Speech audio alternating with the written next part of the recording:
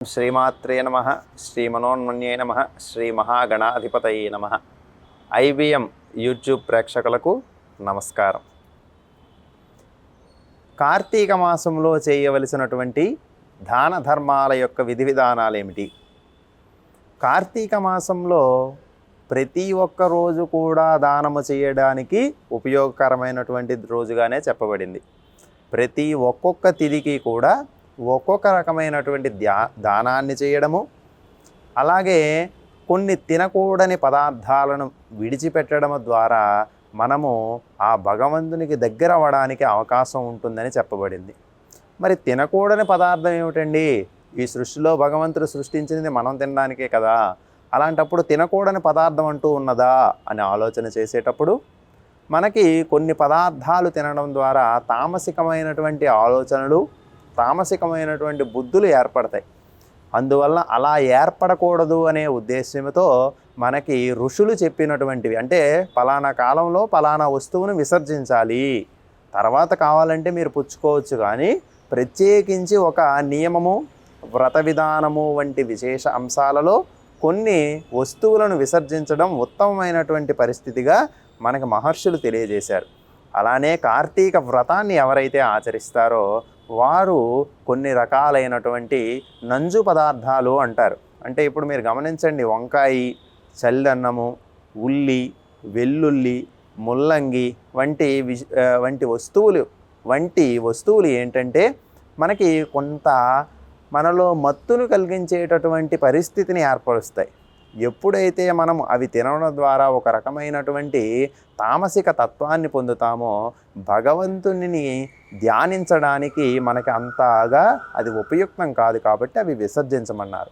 మరి దానాల విషయానికి వచ్చేటప్పుడు ఏమి దానము చేయాలి అనే ఆలోచన చేసేటప్పుడు, ఎదుటి వ్యక్తి ఆపదలో ఉన్నాడు, లేదా ఆకలితో ఉన్నాడు, లేదా ఏదైనా అవసరార్థం మనని అర్థించినప్పుడు మనకు ఉన్న దాంట్లో ఏదో తనకు కూడా కొంత పెట్టడం దానం.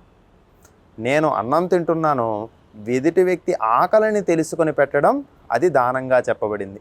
అంతేగాని బాగా కడుపు నిండా తిని ఉన్నవాడికి మనము అన్నదానం చేసినా ఉపయుక్తం కాదు.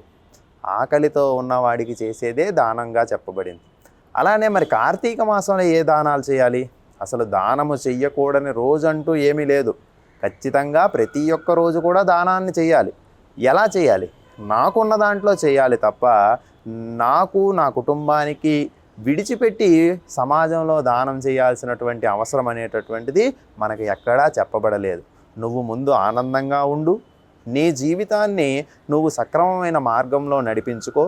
నీకున్న దాంట్లో నువ్వు సంతృప్తి చెందిన తరువాత ఆ భగవంతుని యొక్క రూపంగా ఎదుటి వ్యక్తిని మనం చూసి అతనికి ఉండేటటువంటి లోపాలను సరిదిద్దడం కోసం పెట్టినటువంటిదే.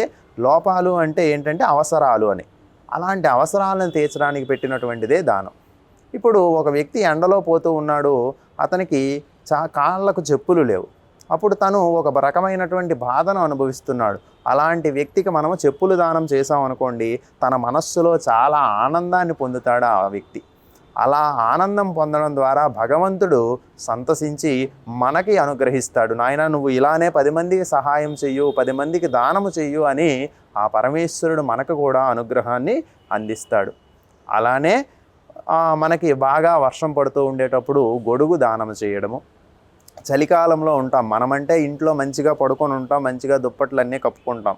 కానీ మనము సమాజంలో చాలా దగ్గరలో చూసేటప్పుడు చాలామంది రోడ్ల పైన పడుకుంటూ ఉంటారు. అది చాలా విపరీతమైనటువంటి బాధాకర పరిస్థితి. అలాంటి సందర్భంలో అలాంటి వ్యక్తులకు మనము ఆ యొక్క దుప్పటి ఏదైతే ఉందో అలాంటివి దానం చేయడము. అంటే ఏం లేదు, దానము అంటే అవసరానికి ఉపయోగపడాలి ఆ వస్తువు. అంతేగాని ఏదో గుళ్ళో తీసుకెళ్ళి అయ్యగారికి ఇన్ని కేజీలు నువ్వులు ఇవ్వండి, లేదా అది ఇవ్వండి, ఇది ఇవ్వండి, పలానా ధాన్యం ఇవ్వండి అంటే అది దానమే, నేను కాదని చెప్పను. అయినప్పటికీ కూడా అది ఉపయుక్తం అవ్వాలి వ్యక్తికి. మీరు ఇచ్చేటటువంటి ఏ వస్తువు అయినప్పటికీ కూడా ఎదుటి వ్యక్తికి ఉపయుక్తమైతే అది ఖచ్చితంగా దానం అనబడుతుంది. అలా దానం చేసినటువంటి ఆ గ్రహీత ఎవరైతే ఉన్నారో అతను ఆ దానము తీసుకున్నటువంటి వ్యక్తి సంతసించినప్పుడు మీకు కూడా మంచి అనుగ్రహం కలుగుతుంది. కాబట్టి ఈ కార్తీక మాసంలో మీకు తోచినటువంటిది దానం చేయండి. అలాగే మనకి ప్రత్యేకించి కార్తీకంలో చెప్పినటువంటిది సాలగ్రామ దానము. ఈ సాలగ్రామాన్ని విష్ణు స్వరూపంగా పూజించి మల్లెలతో తులసీ దళాలతో అర్చించి విష్ణు సహస్రనామ స్తోత్ర పారాయణాదులు చేసి పిదప ఒక సద్బ్రాహ్మణుడికి ఈ యొక్క సాలగ్రామాన్ని దానం చేయమని మనకి తెలియజేశారు. దీని వలన విష్ణులోక ప్రాప్తి కలుగుతుంది అని చెప్పబడింది. అలాగే శివుడి యొక్క అనుగ్రహం కోసం ఈ సృష్టిలో ఉండేటటువంటి ఏ జీవికైనప్పటికీ కూడా ఆహారం అనేటటువంటిది ఒక రకమైనటువంటి సమస్యగా ఉంటుంది కొందరికి. అలాంటి వారికి మీరు మీకు తోచిన విధంగా ఆహారాన్ని అందించండి. ఆ పరమేశ్వరుడు ఎల్లవేళలా అనుగ్రహిస్తాడు. స్వస్తి.